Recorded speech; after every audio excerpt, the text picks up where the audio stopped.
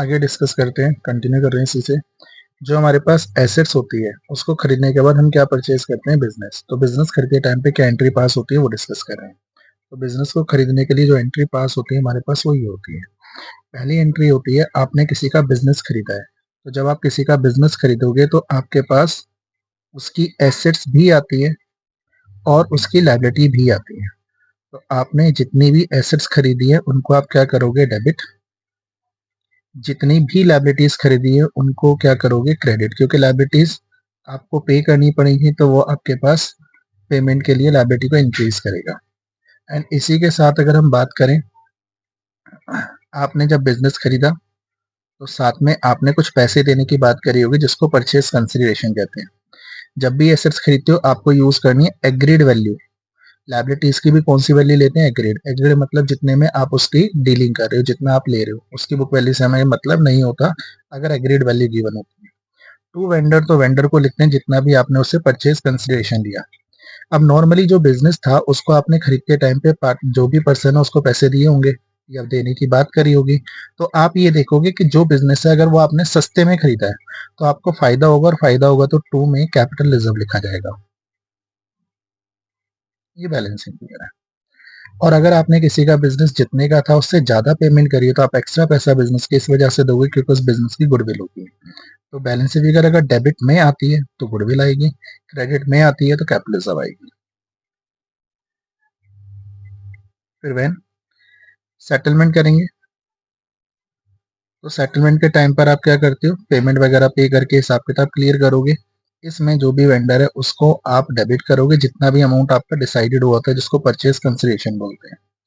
To, अगर आप उसे कुछ पैसा कैश में दे रहे हो, चेक से दे रहे हो, या आप बिल्स पेबल के थ्रू दे रहे हो वो लिखोगे।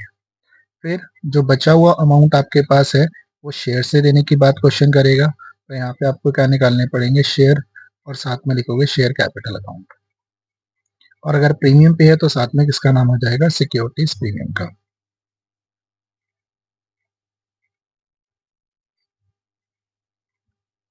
ये देखना पड़ेगा अगर क्वेश्चन में है। सेम वही यहाँ पे भी नंबर ऑफ शेयर्स निकालने पड़ेंगे। तो नंबर ऑफ शेयर्स निकालने के लिए आपको तरीका बता रखे। फिर दोबारा से वही नंबर ऑफ शेयर्स निकालने के लिए कितने इशू करेंगे, तो जितना भी अमाउंट पेबल इन शेयर्स है अपन में फेस वैल्यू, अगर पार पर क्वेश्चन है फेस वैल्यू प्लस प्रीमियम, अगर क्वेश्चन में प्रीमियम के बाद फिर प्रीमियम पे आपने शेयर इशू करें। नेक्स्ट है, किसी से आप सर्विस ले रहे हो तो सर्विस लेने वाले दो लोग होते हैं। एक होते हैं जिससे आपने सर्विस प्रमोटर के थ्रू लेते हो। प्रमोटर से जब सर्विस ली जाती है तो उन्हें प्रमोशनल एक्सपेंस या फिर उन्हें इनकॉर्पोरेशन एक्सपेंस बोलते हैं। तो उस केस में आपके पास जितना भी इनकॉर्पोरेशन एक्सपेंस के नाम से नाम है वो यूज करना है, ये डेबिट होगा। और टू में नाम आएगा किसका, प्रमोटर का, जो सर्विस आपने ली है उस सर्विस के बदले में। फिर इसको आप क्या इशू करते हो, शेयर्स। तो शेयर इशू करने के लिए प्रमोटर को क्या कर दोगे, डेबिट, और टू शेयर कैपिटल। और अगर यहीं पर आप क्या कर रहे हो, अंडर राइटर से सर्विस लेते हो तो इनको आपको कमीशन देनी पड़ती है। तो उस कमीशन का नाम होता है under writing commission. Under writing commission ये डेबिट हो जाएगी टू अंडर राइटर। फिर उस अंडर राइटर को आप क्या इशू कर दोगे, शेयर इशू कर दोगे। तो एंट्री पास हो जाएगी underwriter debit to share capital. Basically इनको जो शेयर दिए थे वो पार पर दिए जाते हैं तो इसलिए इसमें ज्यादा दिमाग लगाने की जरूरत नहीं पड़ती। सीधा आपको एंट्री के टाइम पे देखना है कि आपने क्या खरीदा है। पहला, अगर आप एसेट्स खरीदते हो तो assets account debit to vendor. फिर उस वेंडर को जो पेमेंट दे रहे हो vendor debit to cash bank through के या बिल्स पेबल के थ्रू जो पैसा दे रहे हो। बचा हुआ पैसा शेयर्स के थ्रू दोगे। पार पर दे तो शेयर कैपिटल, अगर प्रीमियम पे दे तो साथ में किसका नाम आ जाएगा, सिक्योरिटी प्रीमियम का। फिर आपको यहाँ ये चेक करना पड़ेगा कितने नंबर ऑफ शेयर्स आपने इशू किए थे, क्योंकि अगर शेयर्स आप नहीं निकालोगे तो ये एंट्री गलत हो सकती है। इसलिए आपको पहले नंबर ऑफ शेयर्स निकालने, उसके लिए जितने भी अमाउंट पेबल शेयर्स में पहले वो लिखोगे, प्लस डिवाइड करोगे उसको किससे, फेस वैल्यू से अगर पार पर है, और फेस वैल्यू प्लस प्रीमियम से अगर वो प्रीमियम पे इशू है। ये आपका होता है issue of shares other than cash consideration.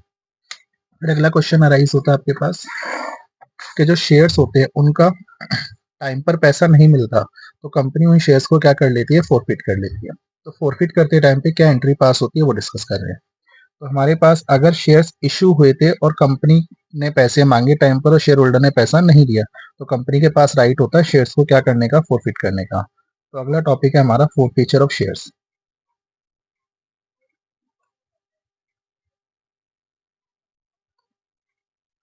जब कंपनी शेयर्स को फोरफिट करती है तो कंपनी वापस अपने पास शेयर कैपिटल को खत्म कर देती है। जब उसने शेयर इशू करे थे उस टाइम पे वो शेयर्स कैपिटल को क्रेडिट करती थी। अब क्योंकि शेयर वापस ले रही है कंपनी, उनसे रिटर्न कर रही है, उनके शेयर्स कैंसिल कर रही है, तो उस केस में जितनी भी शेयर कैपिटल उनको इश्यू की गई थी वो कैंसिल की जाती है और कैंसिल करने के लिए शेयर कैपिटल अकाउंट को क्या किया जाता है, डेबिट किया जाता है।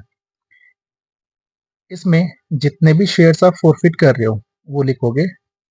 जैसे एग्जांपल, कंपनी ने 10,000 शेयर इशू करे थे, इसमें से 100 शेयर पे डिफॉल्ट हो रहा है जिनको फोरफिट किया है, तो 100 शेयर लिखोगे। इनटू उसमें मनी यूज की जाती है कौन सी, called up. Called up money का मतलब क्या होता है, लेट से एक शेयर हमारा 10 का है और कंपनी ने पैसे अलग अलग फॉर्म में मांगे, application, allotment, first call, second call and final call. तो मान लेते हैं कंपनी ने सभी पे 2-2 रुपए मांगे, शेयर होल्डर ने ये दिया, ये दिया, ये दिया, ये नहीं दिए दोनों, तो उसके बाद कंपनी यहाँ फोरफिट कर रही है। तो जहां फोरफिट करती है वहां तक कंपनी ने कितनी बार पैसा मांगा है, यहाँ से यहाँ तक पूरी बार पैसा मांगा है, तो इन सबका सम कर लोगे, ये आपकी कॉल्ड अप मनी है। तो यहाँ पे लिखा जाएगा जितने भी शेयर से, लेट से 100 शेयर थे, इनटू एक शेयर पे कॉल्ड अप हुआ पूरा 10 रुपए। या मान लीजिए कंपनी ने क्या करा, ये मांगा, ये मांगा, ये मांगा, यहाँ पे शेयर होल्डर ने पैसा नहीं दिया और कंपनी ने यहीं पर शेयर क्या कर दिया, फोरफिट। अब कॉल्ड अप कितना हो जाएगा, यहाँ से पहले कंपनी ने कितने रुपए मांगे हैं जिसको कॉल्ड अप बोलते हैं, 8 रुपए मांगे, तो यहाँ 8 रुपए यूज हो जाएगा, ये अमाउंट फिलअप हो जाएगा। अगर शेयर होल्डर ने खाली ये पैसा दिया, बाकी यहाँ नहीं दिया और यहीं पर शेयर क्या कर दिया, फोरफिट, तो कंपनी ने यहाँ तक कितना पैसा डिमांड किया आपसे, 4 रुपए डिमांड किए, तो कॉल्ड अप में 4 रुपए लिखे जाएंगे। इसमें से जो शेयर होल्डर आपको दे देता है वो एक अकाउंट में डाला जाता है, उस अकाउंट का नाम रखते हैं शेयर फोरफिटेड, जो कि कंपनी के पास एक तरह का प्रॉफिट क्रिएट करके देता है, क्योंकि वो पैसा जो कंपनी को मिल चुका है वो कंपनी वापस नहीं करती, तो उसको एक अलग अकाउंट में मेंटेन करती है, उसका नाम क्या रख देती है, शेयर फोरफिटेड अकाउंट। इसमें कंपनी क्या करती है, जो भी फोरफिटेड शेयर्स हैं इनटू में जितना पैसा कंपनी को मिल चुका है, तो यहाँ पे मनी रिसिव्ड लिख देती है कंपनी, जो मिल चुका है कंपनी को। लेट्स से इसे ये वाला केस था जिसमें कंपनी को पूरे यहाँ पर पैसा फोरफिट हो रहा है सेकंड कॉल पे, तो कंपनी को 2-2-2 यानी 6 रुपए मिल चुके हैं, तो शेयर फोरफिटेड में कितने रुपए आ जाएंगे, 6 रुपए। अगर ये वाला केस है तो कंपनी को इस केस में सिर्फ 2 रुपए मिले हैं, तो जितने भी शेयर्स थे इनटू 2 रुपए के हिसाब से कंपनी यहाँ लिख देगी। टू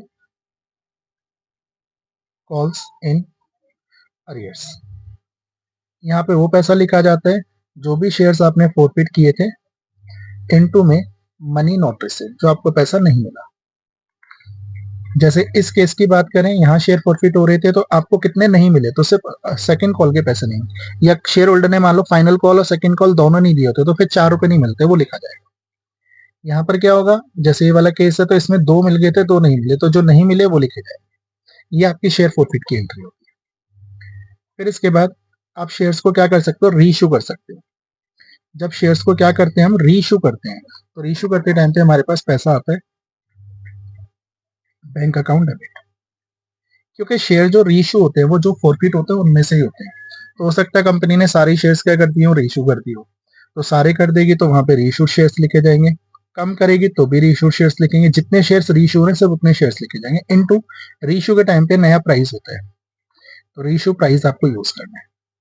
जैसे कंपनी ने 10 का शेयर था फुल्ली पेड, उसको कंपनी ने 10 में इश्यू कर दिया, तो नया प्राइस क्या हो गया, 10। 10 वाला फुल्ली पेड वाला जो शेयर था कंपनी ने 8 रुपए में इश्यू किया, तो यहाँ 8 रुपए लिखे जाएंगे। 10 वाला फुल्ली पेड शेयर कंपनी ने 12 रुपए में इश्यू किया, तो यहाँ पे 12 रुपए लिखे जाएंगे। टू कंपनी के पास से शेयर जा रहे तो टू शेयर कैपिटल का नाम आ जाएगा। शेयर कैपिटल में भाई जो भी शेयर्स आप रीइश्यूड कर रहे हो इनटू में पेड अप आता है, आपको देखना पड़ेगा शेयर्स पे कितने रुपए पेड अप कंपनी ने मांगे हैं, ठीक है, रिसीव हुए। जैसे बाकी शेयर होल्डर जो पैसा दे चुके होते हैं वहां तक का पेड अप वर्ड यूज करती है कंपनी, तो पेड अप जो भी होगा उसमें से आपको देखना है कि रीइश्यू कम पर हो रहा है, उतने पर ही हो रहा है, ज्यादा पर हो रहा है। मान लो पेड अप 10 का था और कंपनी ने रीइश्यू कराया 10 पर, तो कोई दिक्कत नहीं है, एंट्री टैली हो जाएगी। लेकिन 10 का शेयर पेड अप है बट कंपनी को पैसे मिल रहे हैं 12 रुपए, तो 12 रुपए यहाँ लिखेगी, 10 का शेयर यहाँ लिखेगी, कंपनी को 2 रुपए फालतू मिल रहे हैं। नॉर्मल प्राइस से पेड अप वैल्यू से ज्यादा जो प्राइस मिलता है उसको आप प्रीमियम के नाम से जानते हो, तो साथ में कंपनी यहाँ पे किसका नाम यूज कर लेगी, सिक्योरिटीज प्रीमियम का नाम यूज कर लेगी। या ऐसा भी हो सकता है कंपनी ने 10 वाला शेयर 8 रुपए में रीइश्यू कर दिया, तो उस केस में कंपनी को 2 रुपए का लॉस झेलना पड़ेगा। अब लॉस झेलेगी तो कंपनी उस केस में भी किसका नाम यूज करेगी, क्योंकि लॉस हो रहा है तो भी शेयर फॉरफिट का अकाउंट यूज किया जाएगा। फायदे के लिए शेयर फॉरफिट का अकाउंट यूज किया था, तो लॉस के लिए भी किसका यूज किया जाएगा, शेयर फॉरफिटेड का।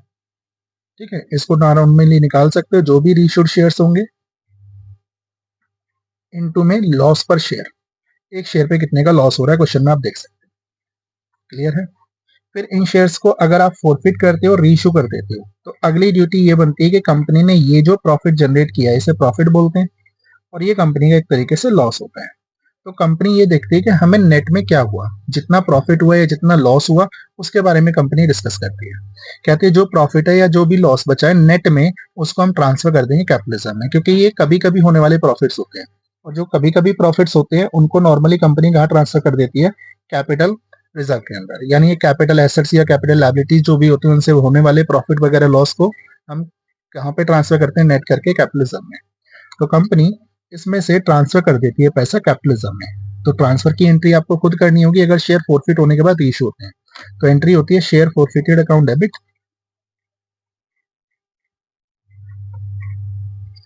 To capitalism.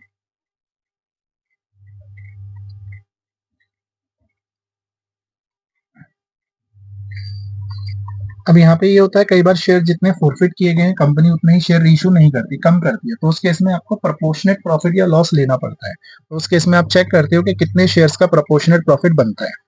जैसे कि एग्जांपल मान के चलते हैं, कंपनी ने फॉरफिट किए थे 500 शेयर बट रीइश्यू 200 कर रही है, तो आपकी ड्यूटी बनती है आप वर्किंग नोट में जाओगे, वहां पे गेन निकालोगे ऑन फॉरफिटेड शेयर्स रीइश्यूड। जो भी शेयर्स फॉरफिट हुए थे उसमें से जो शेयर्स आपने रीइश्यू किए उनका गेन निकालोगे। तो उसमें क्या होता है, जो भी आपकी फॉरफिटेड अमाउंट होती है, यानी जो आपने ऊपर फॉरफिट किया था इस जगह पे, उसको डिवाइड कर दोगे फॉरफिटेड शेयर से। इनटू में आपको किसके शेयर चाहिए, रीइश्यूड शेयर्स के बराबर का प्रॉफिट चाहिए, तो रीइश्यूड शेयर से क्या कर दोगे, मल्टीप्लाई, तो आपकी अमाउंट आ जाएगी। जैसे एग्जांपल आपका 4000 का प्रॉफिट हो रहा है 500 शेयर्स पर, ठीक है, बट आपने रीइश्यू कितना किया है, 200 शेयर्स रीइश्यू करें, तो उसके हिसाब से 4000 अपॉन में 500 इंटू 200 करोगे, तो आपके पास जो अमाउंट आएगी वो अमाउंट यहाँ लिखोगे। फिर इसमें से आप माइनस करोगे लॉस ऑन रीइश्यू, अगर रीइश्यू करते टाइम पे आपको लॉस हुआ है तो वो लॉस इसमें से माइनस कर दो। नेट अमाउंट जो आएगा वो कहाँ चला जाएगा, आपका कैपिटलिज्म में। अब एग्जाम में क्वेश्चन में कई बार ये पूछता है कि कंपनी जब शेयर को रीइश्यू करती है तो मैक्सिमम लॉस कितना झेल सकती है रीइश्यू के टाइम पर। तो कंपनी जब रीइश्यू करती है शेयर्स तो मैक्सिमम लॉस उतना ही झेल सकती है जितना उसको मैक्सिमम प्रॉफिट हुआ था। तो फॉरफिट के टाइम पे जो प्रॉफिट होता है वही मैक्सिमम लॉस होता है। तो एग्जाम्पल कंपनी ने यहाँ पे 8 रुपए में से मान लेते हैं 6 रुपए रिसीव किए, तो कंपनी कम से कम लॉस जो झेल सकती है वो कितने रुपए का झेल सकती है, 6 रुपए, क्योंकि 6 रुपए उसको पहले ही मिल चुके हैं। और कई बार ये कहती है कि मिनिमम प्राइस कितना हो जिसपे कंपनी शेयर्स को रीइश्यू करे, तो लेट्स से 2 रुपए मांगे गए थे पूरे फाइनल कॉल तक। अब कंपनी को यहाँ दोनों पैसे नहीं मिले, तो मिनिमम शेयर्स कितने में रीइश्यू करेगी कंपनी, जितना उनको पहले नहीं मिला था। तो पहले कितना नहीं मिला था कंपनी को, 4 रुपए नहीं मिले थे, तो रीइश्यू का नया प्राइस जो होगा वो 4 रुपए रहेगा। ये आपके पास शेयर फॉरफिट की एंट्री होती है। ये बेसिकली तब कराए गए जब शेयर्स इश्यू करे गए और ओरिजिनल इश्यू हुए थे पार पर। लेकिन कई बार शेयर्स क्या होते हैं, आपने देखा होगा प्रीमियम पे भी इश्यू होते हैं, और अगर आपको प्रीमियम का पैसा नहीं मिलता तो उस केस में आपकी ये वाली एंट्री चेंज हो जाती है। यानी इशूड अगर शेयर्स किए गए थे प्रीमियम पर और उस टाइम पे शेयर फॉरफिट किए गए तब उसकी एंट्री डिस्कस कर रहे हैं। शेयर्स फॉरफिट कर रहे हैं, ओरिजिनली इश्यूड हुए थे एट प्रीमियम पर। अगर शेयर इश्यू करते हैं और प्रीमियम का पैसा आपने उस टाइम पे मांगा था और पैसा आपको मिल गया नहीं मिला, तो उस केस की वजह से आपकी एंट्री में थोड़ा सा चेंज आ जाता है। सेम वही रहता है, आपने शेयर फॉरफिट किए हैं तो शेयर कैपिटल अकाउंट कैंसिल होती है, जिसके लिए शेयर कैपिटल अकाउंट को डेबिट कर देते हो। ये वही रहेगा जितने शेयर्स आपने फॉरफिट किए थे, इनटू में जो भी कॉल्ड अप है। कॉल्ड अप मतलब जितना आपने पैसा मांगा था, बट विदाउट प्रीमियम होता है, यहाँ पे प्रीमियम को शामिल नहीं करते, तो एक्सेप्ट प्रीमियम लिखोगे। ठीक है, जैसे एग्जाम्पल शेयर 10 का है प्लस 2 रुपए प्रीमियम है, तो आपने 12 रुपए मांगे। अब 12 रुपए का हिसाब किताब कुछ ऐसा रहा है कि आपने इसमें एप्लीकेशन मांगी है 4 रुपए, अलॉटमेंट मांगी है आपने 5 जिसमें प्रीमियम इंक्लूड है, और फाइनल कॉल मांगी है आपने रिमेनिंग अमाउंट यानी 3 रुपए। अब क्या हो रहा है कि शेयर होल्डर ने ये दे दिया, ये नहीं दिया, ये नहीं दिया, तो इस केस में आपके पास जब आप कॉल्ड अप लिखोगे, शेयर यहाँ फॉरफिट हो रहे हैं, तो कॉल्ड अप में तो पूरा अमाउंट देख सकते हो, पूरा ही होगा, बट क्योंकि प्रीमियम को कॉल्ड अप का पार्ट नहीं मानते, कॉल्ड अप में सिर्फ फेस वैल्यू को कंसीडर किया जाता है, तो फेस वैल्यू वाला पोर्शन आपको काउंट करना है 4 + 3 + 3 यानी 10 रुपीज कॉल्ड अप है। या मान लीजिए शेयर यहीं पर फॉरफिट होता है अलॉटमेंट के बाद, तो कॉल्ड अप कितना होता है 4 + 3 यानी 7, प्रीमियम को एक्सक्लूड करके रखना है। अब ये प्रीमियम पे कंडीशन होती है कि प्रीमियम का पैसा आपको मिला या नहीं मिला। इनकेस अगर आपको प्रीमियम का पैसा मिल जाता है तो उस केस में शेयर फॉरफिट करते टाइम पे प्रीमियम का पैसा आप डिमांड मतलब इस एंट्री में प्रीमियम को नहीं दिखाते और ना ही प्रीमियम का पैसा फॉरफिट होता। दोबारा रिपीट कर रहा हूं, अगर प्रीमियम का पैसा आपको मिल जाता है तो एंट्री में कोई चेंज नहीं होता, प्रीमियम को आप फॉरफिट नहीं कर सकते, इसलिए प्रीमियम इस एंट्री में कहीं शामिल नहीं होगा। लेकिन अगर शेयर होल्डर ने प्रीमियम का पैसा आपको नहीं दिया तो शेयर कैपिटल डेबिट हो रही है, तो साथ में सिक्योरिटी प्रीमियम को भी आपको क्या करना पड़ेगा, डेबिट करना पड़ेगा। क्योंकि प्रीमियम का पैसा जब आपने मांगा था तो उस टाइम पे आपने क्रेडिट किया था, तो अब उस प्रीमियम के पैसे को आपको हटाना पड़ेगा, इसलिए प्रीमियम का अकाउंट क्या करना पड़ेगा, डेबिट। ये वही जो फॉरफिटेड शेयर्स हैं उन पे जो प्रीमियम आपको नहीं मिला, नॉट रिसीव्ड प्रीमियम, ठीक है। फिर टू शेयर फॉरफिटेड अकाउंट, इसमें क्या आएगा, जो भी शेयर्स फॉरफिटेड हुए थे इनटू मनी रिसीव्ड, जो आपको पैसा मिल गया, एक्सेप्ट प्रीमियम। ध्यान रखना है इसमें भी प्रीमियम को शामिल नहीं करते, प्रीमियम शामिल नहीं होगा। यानी अगर मान लीजिए शेयर होल्डर ने 4 + 5 दोनों ही दे दिए होते और 3 नहीं दिए होते, तो उस केस में 4 रुपए + 3 रुपए 7 रुपए आपको मिलते हैं, आप 9 रुपए नहीं लिखोगे, क्योंकि जो प्रीमियम का पैसा आपको मिल जाता है वो प्रीमियम के अकाउंट में चला जाता है और वो पैसा स्पेसिफिक नेचर का होता है, तो कुछ कंडीशन वाली जगह पे ही क्या कर सकते हो, आप यूज कर सकते हो। इसीलिए कंपनी जब शेयर को फॉरफिट करती है तो उस टाइम पे ये ध्यान रखते हैं कि प्रीमियम का पैसा अगर हमें मिल गया तो उस केस में ये एंट्री का यूज नहीं होगा, मतलब प्रीमियम का नाम नहीं आता। इसके बाद जो प्रीमियम का पैसा आपको मिल गया वो शेयर फॉरफिटेड में भी शामिल नहीं होता, क्योंकि ना आप डेबिट कर रहे हो ना ही उसे क्रेडिट। लेकिन अगर आपने डेबिट कर दिया है, मतलब प्रीमियम का पैसा नहीं मिला, तो साथ में जब टू कॉल्स इन अरियर्स लिखते हो, इसमें आप प्रीमियम को क्या कर दोगे, इंक्लूड कर दोगे, अगर प्रीमियम नहीं मिलता तो, इनटू मनी नॉट रिसीव्ड। अब मनी नॉट रिसीव में अगर प्रीमियम नहीं मिला तो वो आ जाएगा, इसलिए आपको बड़ा ध्यान देना है। फिर वही शेयर को रीइश्यू किया जाएगा, तो रीइश्यू की एंट्री सेम स्टार्ट हो जाती है। रीइश्यू करते तो बैंक अकाउंट डेबिट होगा टू शेयर कैपिटल। अगर कम में शेयर इश्यू हो रहा है, मतलब आपका जो प्राइस था उससे कम ले रहे हो तो आपका लॉस हो रहा है, उसके लिए शेयर फॉरफिटेड अकाउंट डेबिट हो जाएगा। और अगर जितना प्राइस था उससे ज्यादा ले रहे हो तो प्रीमियम के नाम से क्रेडिट, और फिर लास्ट में जो प्रॉफिट होता है वो ट्रांसफर हो जाता है कहाँ पे, कैपिटल में। यानी सेकंड एंड थर्ड एंट्री आपकी क्या चलती है, सेम चलती है। तो यहाँ पे सेकंड और जो थर्ड एंट्री है ये आपकी सेम रहेगी। क्लियर है, चलते हैं आगे। फिर कंपनी के इसी क्वेश्चन में ये आता है कि आपके पास एक वर्किंग नोट बनाना पड़ता है जब शेयर होल्डर ने आपको कुछ पैसा पहले से ही एडवांस दे रखा होता है ऑन द एप्लीकेशन के टाइम पर, और वो आगे जाके अलॉटमेंट में जहां पैसा एडजस्ट हो रहा है या फर्स्ट कॉल में जहां पैसा एडजस्ट हो रहा है उसने फालतू पैसा दिया था, वहां पर वो डिफॉल्ट करता है।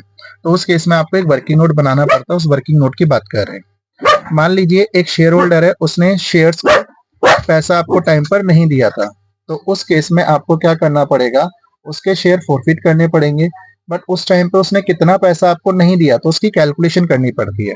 तो क्वेश्चन में कई बार आपसे डिमांड करता है कि कैलकुलेशन करो, calculation of amount received on calls, या फिर नेक्स्ट कॉल, या फिर अलॉटमेंट। वो डिपेंड करेगा कि शेयर होल्डर ने कहां तक का पैसा आपको एक्स्ट्रा दे रखा है, ठीक है। तो इसमें आपको जरूरत पड़ती है कि जो शेयर होल्डर है उसने कितने शेयर के लिए अप्लाई किया था आपको ये पता हो, और कितने शेयर्स आपने उसको अलॉट किए थे ये पता हो। तो इसके लिए जैसे एक एग्जांपल लेते हैं, आपने इश्यू किए 50,000 शेयर्स, बट आपके पास आगे 70,000 शेयर्स। तो कंपनी क्या करती है, इन 70,000 शेयर्स को अलग तरीके से एडजस्ट करती है। जैसे मान लीजिए पहले 20,000 लोग आए, उनको आपने पूरे कितने शेयर्स दे दिए, 20,000। फिर आपके पास 15,000 लोग आए थे, उनको आपने सिर्फ कितने शेयर्स दिए हैं? 10,000। फिर आपके पास कितने शेयर्स आए थे? 35,000, उनको आपने कितने शेयर्स दे दिए? 20,000। तो कंपनी का एडजस्ट करने का तरीका रहता है हर चीज का। तो उस केस में कंपनी क्या करती है, ये देखती है कि हमारे पास यहाँ पे जो शेयर होल्डर हैं ये फुल अलॉट हो गए, इसमें एक्स्ट्रा शेयर्स हो गए, यहाँ पे भी एक्स्ट्रा शेयर्स हो गए। तो जो एक्स्ट्रा शेयर्स है ये कंपनी क्या करती है? एडजस्ट करती है।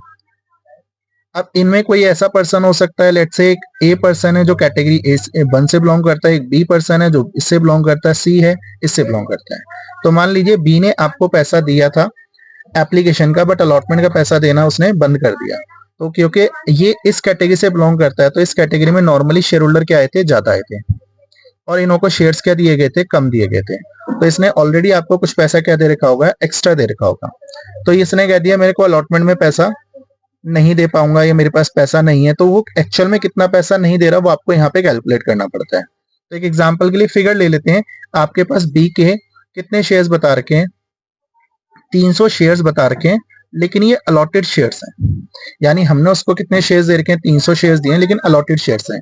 मतलब अगर 15,000 1.5 लाख शेयर्स, सॉरी 15,000 शेयर्स के लिए कोई पर्सन आता है तो उसको 10,000 शेयर्स दे रहे हो। तो इसका मतलब जो 300 शेयर्स के लिए हमने दिए हैं उसको, तो उसने कितने शेयर के लिए अप्लाई करा होगा वो आपको पहले पता हो। या इसके 300 शेयर मान लो अप्लाइड होते हैं, तो अप्लाइड में ये 300 शेयर्स के लिए आया, मतलब यहाँ तो उसको कितने शेयर्स हमने अलॉट करेंगे वो निकालना पड़ेगा। तो आपको दोनों ही कैटेगरी में पता होना चाहिए कि जो शेयर होल्डर है उसने कितना पैसा आपको नहीं दिया या कितना पैसा फालतू दे रखा है। तो सबसे पहला काम आपका ये होता है कि आपको निकालना पड़ेगा नंबर ऑफ शेयर्स। आपको पहले ये देखना पड़ेगा क्वेश्चन में जो शेयर होल्डर डिफॉल्ट कर रहा है उसके अप्लाइड शेयर है या अलॉटेड है। अगर आपके पास नंबर ऑफ शेयर्स निकालने हैं तो पहले देखोगे, अगर अलॉटेड है तो आपको निकालने पड़ेंगे applied, number of shares applied. अब अप्लाइड शेयर्स कैसे निकालेंगे? जो भी शेयर्स क्या हो रहे हैं? डिफॉल्टेड शेयर्स हैं, जो शेयर होल्डर डिफॉल्ट कर रहा है। लेट्स से मैंने एग्जांपल लिया 300 शेयर्स अलॉटेड है, तो मुझे इसके अप्लाइड शेयर निकालने पड़ेंगे। और कौन सी कैटेगरी से बिलोंग करता है? बी से। तो इनटू करेंगे, आपको अप्लाइड निकालने तो ऊपर लिखोगे अप्लाइड कैटेगरी, जिस कैटेगरी से बिलोंग करता है वो, अपॉन में अलॉटेड कैटेगरी। एग्जाम्पल 300 शेयर्स हैं, अप्लाइड निकालने तो मुझे 15,000 शेयर्स ऊपर रखने पड़ेंगे अपॉन में 10,000, क्योंकि सेकंड कैटेगरी से बिलोंग करता है। तो इसके शेयर सिंप्लीफाई करके आपके पास कितने आ जाएंगे? 450 शेयर्स। क्लियर? इसी तरह से आपके पास अगर मान लो ये क्वेश्चन अलॉटेड होते हैं तो फिर आपको क्या निकालने पड़ेंगे? मान लो ये अलॉटेड अप्लाइड होते, सॉरी, तो आपको क्या निकालने पड़ेंगे? अलॉटेड। तो यहाँ पे सेम चीज रहेगी, नंबर ऑफ शेयर्स अलॉटेड। तो कैसे निकलेंगे? जो भी आपके डिफॉल्टेड शेयर्स हैं इनटू में इस बार आपको निकालने अलॉटेड, तो ऊपर रखोगे अलॉटेड कैटेगरी अपॉन में अप्लाइड कैटेगरी। अब इसके लिए आप देख सकते हो, मान लीजिए 300 शेयर्स के अप्लाइड हैं इस बार, तो मुझे अलॉटेड निकालने हैं। तो अलॉटेड के लिए ऊपर अलॉटेड रखे जाएंगे 10,000, क्योंकि कैटेगरी सेकंड से बिलोंग करता है, अपॉन में अप्लाइड कितने इसके? 15,000।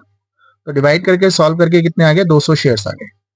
तो आपको दोनों में से कोई एक चीज निकालनी पड़ेगी, वो डिपेंड करेगा क्वेश्चन में जो शेयर होल्डर डिफॉल्ट कर रहा है उसने कौन से पैसे आपको, मतलब कौन से शेयर्स का बता रखा है। अप्लाइड दे रखा है तो आपको अलॉटेड निकालना पड़ेगा, अगर अलॉटेड है तो क्या निकालोगे? अप्लाइड। एंड नेक्स्ट ये देखना पड़ेगा कौन सी कैटेगरी से बिलोंग करता है। जैसे ये सिर्फ इस कैटेगरी से बिलोंग करता है तो मुझे निकालते टाइम पे इस कैटेगरी को यूज करना है। अगर वो थर्ड कैटेगरी से यूज करता, मतलब सी वाली कैटेगरी से बिलोंग करता, तो फिर सी वाली कैटेगरी का यूज करता, वहां अप्लाइड 35,000 रखता, अपॉन में अलॉटेड 20,000। ये अलॉटेड निकालते टाइम पे 20,000 अपॉन में 35,000। एक बात और जो बच्चे गलती करते हैं, मान लीजिए शेयर्स आपके पास ज्यादा आते हैं तो कंपनी कुछ शेयर्स को रिफंड कर देती है, तो जो शेयर्स रिफंड हो जाते हैं उनका प्रोराटा एडजस्टमेंट में यहाँ पे यूज नहीं होता। एग्जाम्पल मान लीजिए कंपनी के पास आए 50,000 शेयर्स, कंपनी ने क्या करा, इन 50,000 शेयर्स को अप्लाइड हुए थे 70,000, तो कंपनी ने इसमें से 5,000 शेयर्स रिफंड कर दिए, और बाकी कितने बचे? 65,000 शेयर्स को कितना दे रही है कंपनी? वापस पूरे शेयर्स अलॉट कर रही है, यानी 50,000। तो इस केस में जब आप कैटेगरी लोगे तो सिर्फ ये लोगे जो शेयर्स रिफंड हो गए, उनसे कोई मतलब आपको नहीं है। उस केस में अप्लाइड आपके पास 65,000 रहेगा और अलॉटेड आपके पास 50,000 रहेगा। तो जब आप कैटेगरी यूज करोगे तो उस टाइम पे 65 और 50,000 का यूज करना, ना कि 70 का, क्योंकि 5,000 शेयर्स रिफंड हो गए, उनका प्रोराटा से कोई लेना देना नहीं होता। फिर सेकंड आपके पास केस बनता है कि जब शेयर होल्डर ने आपके पास अप्लाइड अलॉटेड दोनों कैटेगरी पता चल जाती है, तो आप सबसे पहले लिखते हो कितना पैसा आपको मिल गया। Money received on application, application पे आपको कितना पैसा मिला, क्योंकि पहली बार शेयर होल्डर ने एप्लीकेशन पे पैसा दिया होगा, और एप्लीकेशन पे जब पैसा दिया होगा तो अप्लाइड शेयर का पैसा दिया होगा। तो जो कैटेगरी आपने सॉल्व की होगी उसमें अप्लाइड अलॉटेड दोनों ही हो सकते हैं। अप्लाइड दे रखे तो आपने अलॉटेड निकाल ली होगी, अलॉटेड होंगे तो आपने अप्लाइड निकाली है। तो उस केस में क्या होगा, अप्लाइड शेयर जो भी है इनटू में मल्टीप्लाई कर दोगे जो भी एप्लीकेशन बनी थी, तो आपको पता चल जाएगा कि शेयर होल्डर ने आपको टोटल पैसा कितना दिया था। इसमें से अगर कंपनी के पास प्रीमियम है एप्लीकेशन के टाइम पे, तो सबसे पहले उस प्रीमियम को हटा दोगे। Transfer of premium on application, जो एप्लीकेशन पे प्रीमियम था वो प्रीमियम पहले हटा दो। तो उस केस में क्या होगा, जो भी अलॉटेड शेयर होते हैं उनका प्रीमियम आपको हटाना है। अलॉटेड शेयर्स इनटू प्रीमियम जो भी है, प्रीमियम ऑन एप्लीकेशन, क्योंकि प्रीमियम किसी के भी साथ मांग लेता है क्वेश्चन, तो उसमें से क्या कर दोगे, माइनस। फिर जो नेट अमाउंट आएगी, ये आपके पास वो पैसा है जो शेयर कैपिटल से बिलोंग करता है। ये अमाउंट होता है बिलोंगिंग टू शेयर कैपिटल, जो आप शेयर कैपिटल के साथ एडजस्ट कर सकते हो। फिर इसमें से भी आप पैसा ट्रांसफर कर दोगे, क्योंकि प्रीमियम के बाद पैसा कहां पे भेजा जाएगा, साथ में ट्रांसफर होगा ऑफ सिक्योरिटी शेयर कैपिटल का पैसा। जो एप्लीकेशन में पैसा मिलता है वो शेयर कैपिटल में भी जाता है। तो जो भी आपके पास अलॉटेड शेयर होंगे इनटू में एप्लीकेशन मनी, इसमें से प्रीमियम क्योंकि आपने ऑलरेडी हटा रखा है तो एक्सक्लूडिंग प्रीमियम होगा।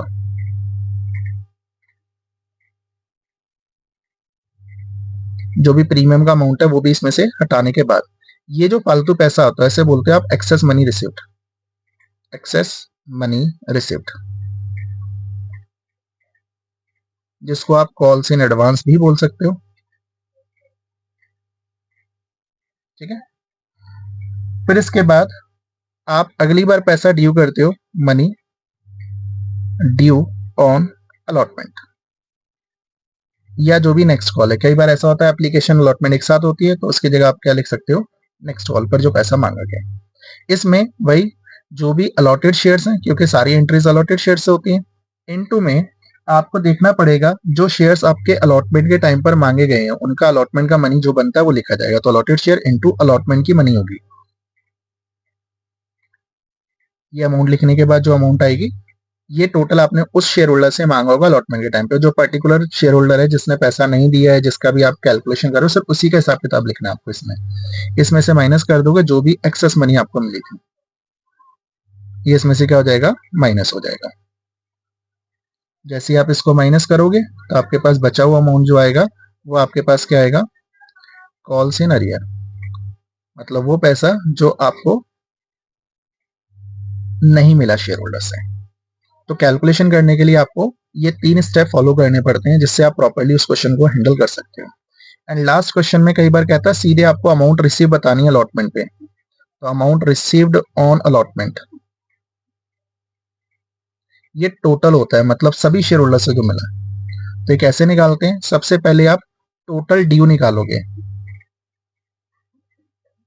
टोटल ड्यू ऑन अलॉटमेंट कैसे निकालते हैं, अलॉटेड शेयर जो भी होंगे क्वेश्चन में, टोटल अलॉटेड शेयर सभी शेयर होल्डर की बात कर रहा हूं, उनका अमाउंट लोगे, उसमें से कॉल्स इन एडवांस जो आपको मिल चुका है सभी लोगों से वो माइनस होगा। कॉल्स इन एडवांस जो भी टोटल मिला था सभी से, और इसमें से कॉल्स इन अरियर जिस शेयर होल्डर ने आपको पैसा नहीं दिया, कॉल्स इन अरियर्स जो भी शेयर होल्डर ने नहीं दिया, जिसके लिए आपने ये वर्किंग नोट बनाया देख सकते हो, उसको आप इसमें से माइनस करोगे तो आपके पास ये अमाउंट निकल आएगी कि जो पैसा आपको अलॉटमेंट के टाइम पे मिला होगा। ये आपके पास एक वर्किंग नोट के थ्रू बता रखे।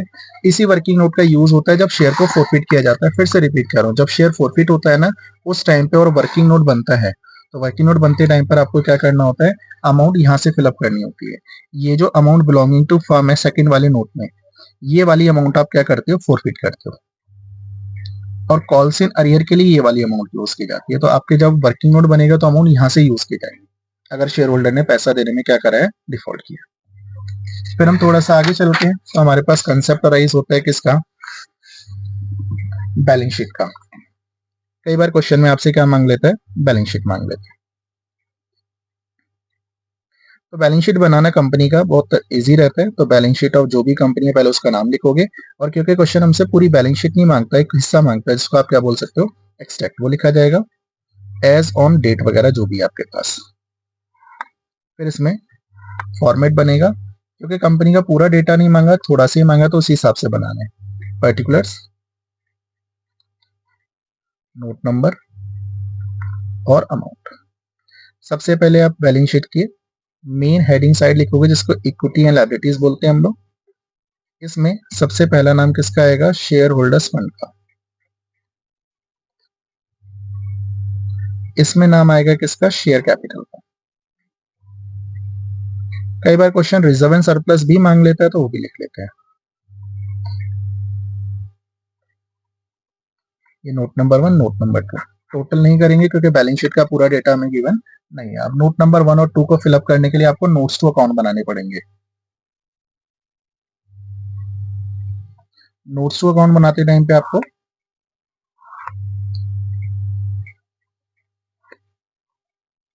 बैलेंस शीट को प्रेजेंट करने का अलग अलग तरीका होता है, जैसे आपको सुटेबल लगे उस तरीके से आप कर सकते हो।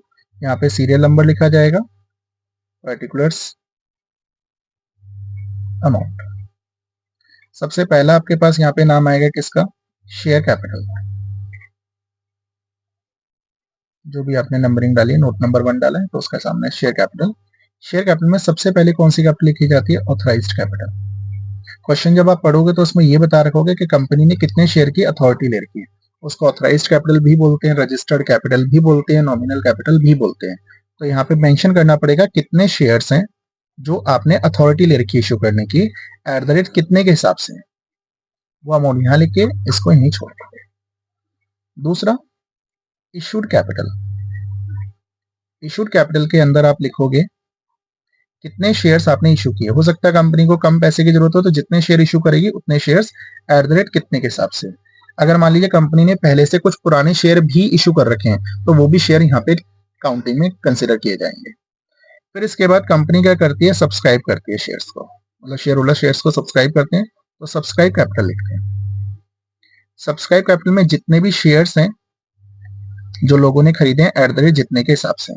बट यहाँ ये ध्यान रखना है कि जो सब्सक्रिप्शन होती है वो एटलीस्ट 90% होनी चाहिए, तभी आप आगे के जो कंपनीज के काम होते हैं उसमें पैसा यूज कर सकते हो। अगर 90% से कम सब्सक्रिप्शन है, यानी जितने शेयर आपने इश्यू किए अगर उससे 90% तक आपने लोगों ने खरीद लिया, तो आप उनके पैसा यूज कर सकते हो। 90% से कम है तो वो पैसा आपको वापस करना पड़ता है। अगर ओवर सब्सक्राइब है तब भी यहाँ पे जो मैक्सिमम शेयर लिखे जा सकते हैं वो उतने लिखे जा सकते हैं जो आपने इशू किए थे। ऐसा नहीं कि मान लीजिए 10,000 शेयर इशू किए, 12,000 आ गए तो सब्सक्राइब में 12,000 आ जाएंगे। 12,000 में ये होता है 2,000 फालतू शेयर्स या तो रिफंड होते हैं, एडजस्ट होते हैं, तो आप उनको वापस 10,000 शेयर्स में कंसीडर करते हो, तो वही शेयर लिखे जाएंगे जो आपके मैक्सिमम इशू हुए थे। ठीक है। इसके अलावा अगर किसी ने कम सब्सक्राइब किया तो कम वाले लिखे जाएंगे। फिर लोगों से पैसा मांगा जाता है, जिसको आप क्या बोलते हो, कॉल्ड अप कैपिटल बोलते हो। कॉल्ड अप कैपिटल में जितने भी शेयर होल्डर्स हैं उनसे आपने कितने रुपए मांगे, क्योंकि देखिए 10 रुपए का शेयर है, मान के चलते हैं कंपनी ने 10 मांग लिए तो पूरे 10 लिखे जाएंगे। बट कंपनी ने सिर्फ एप्लीकेशन मांगी है, अलॉटमेंट मांगी है, तो 2 चीजें मांगी है, मान लो 5 और 3 की मांगे तो 8 रुपए, तो यहाँ 8 लिखे जाएंगे। तो जो कंपनी मांगेगी सिर्फ उतना हिस्सा लिखा जाता है। एंड लास्ट आपके पास यहाँ पे किसका नाम आता है, पेड अप का। अब बुक में या कहीं पे बेसिकली क्या होता है, सब्सक्राइब के अंदर ही कॉल्ड अप और पेड अप को इकट्ठा दिखा देते हैं, बट आप उसको अलग अलग भी दिखा सकते हो, आपके प्रेजेंटेशन करने का तरीका है। पेड अप कैपिटल के अंदर क्या लिखा जाता है, जो शेयर्स आपने इशू कर दिए थे और वो फॉरफिट नहीं हुए, दोबारा रिपीट कर रहा हूं, जो इशूड शेयर्स होते हैं और फॉरफिट नहीं हुए, उन शेयर्स का पैसा लिखोगे पहले। इसमें से अगर किसी ने पैसा आपको नहीं दिया, जिसको आप क्या बोल सकते हो, कॉल्स इन अरियर्स लिख सकते हो, वो जो पैसा आपको नहीं मिला वो इसमें से क्या हो जाएगा, माइनस।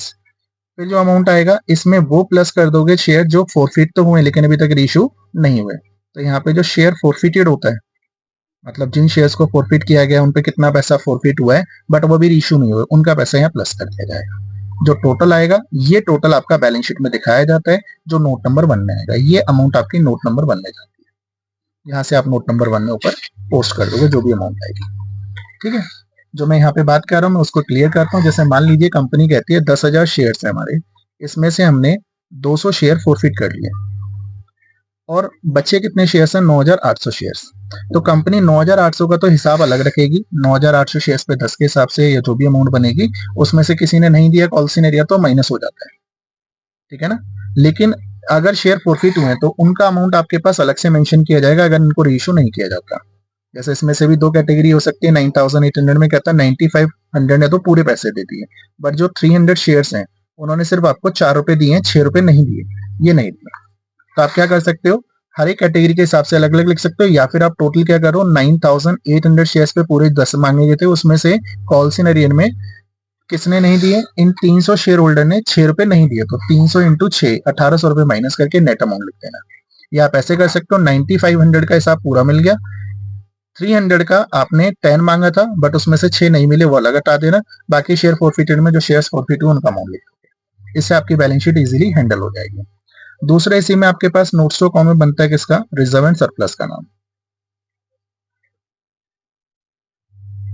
जो रिजर्व एंड सरप्लस होता है इसके अंदर आपको क्या देखना पड़ता है, सबसे पहले देखोगे कि कितने शेयर्स हैं, एट द रेट कितने के हिसाब से हैं, जिन पर प्रीमियम लिया गया। क्या लिया गया, प्रीमियम। तो प्रीमियम की कैलकुलेशन लिखी जाती है जिसको यहाँ पे सिक्योरिटी प्रीमियम के नाम से लिखी जाती है, सिक्योरिटी प्रीमियम। एंड दूसरा, जो शेयर्स आपके फॉरफिट हो गए, बाद में रीइश हो जाते हो तो उन पर रिजर्व हो जाता है, इसको कैपिटल रिजर्व बोलते हैं, वो अमाउंट भी आपको इसमें मेंशन करना होता है। फिर टोटल जो भी आएगा वो आपका नोट नंबर 2 में चला जाता है।